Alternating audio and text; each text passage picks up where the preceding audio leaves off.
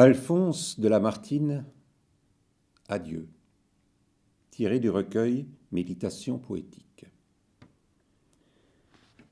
Oui, j'ai quitté ce port tranquille, ce port si longtemps appelé, où loin des ennuis de la ville, dans un loisir doux et facile, sans bruit mes jours auraient coulé. J'ai quitté l'obscure vallée. Le toit champêtre d'un ami, loin des bocages de Bissy, m'amuse, à regret exilé, s'éloigne triste et désolé du séjour qu'elle avait choisi. Nous n'irons plus dans les prairies, au premier rayon du matin, égarés d'un pas incertain nos poétiques rêveries. Nous ne verrons plus le soleil. Du haut des cimes d'Italie, précipitant son char vermeil, semblable au père de la vie, rendre à la nature assoupie le premier éclat du réveil.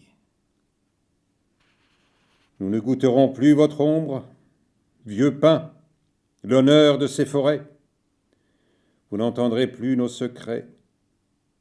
Sous cette grotte humide et sombre, nous ne chercherons plus le frais. Et le soir, au temple rustique, quand la cloche mélancolique appellera tout le hameau, nous n'irons plus à la prière, nous courber sur la simple pierre qui couvre un rustique tombeau. Adieu vallon, adieu bocage, lac azuré, rochers sauvages, bois touffus, tranquille séjour, séjour des heureux et des sages. Je vous ai quitté sans retour. Déjà ma barque fugitive, au souffle des zéphyrs trompeurs, s'éloigne à regret de la rive que n'offraient les dieux protecteurs.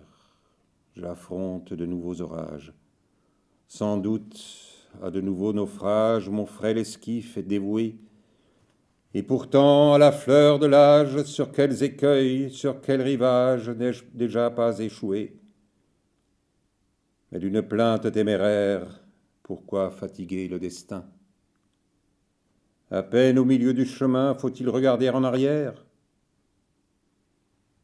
Mes lèvres, à peine ont goûté le calice amer de la vie. Loin de moi, je l'ai rejeté. Mais l'arrêt cruel est porté, il faut boire jusqu'à la lie. Lorsque mes pas auront franchi les 2/3 de notre carrière, sous le poids d'une vie entière, quand mes cheveux auront blanchi, je reviendrai du vieux Bissy, visiter le toit solitaire où le ciel me garde un ami. Dans quelque retraite profonde sous les arbres par lui plantés, nous verrons couler comme l'onde la fin de nos jours agités.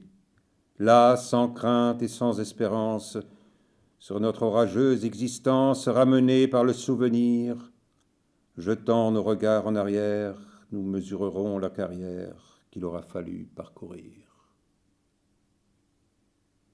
Tel un pilote octogénaire, du haut d'un rocher solitaire, le soir, tranquillement assis, laisse au loin égarer sa vue et contemple encore l'étendue des mers qu'il sillonna jadis.